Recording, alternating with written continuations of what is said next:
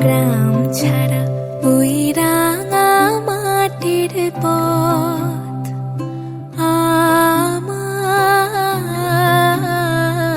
মন ভোলায় রে।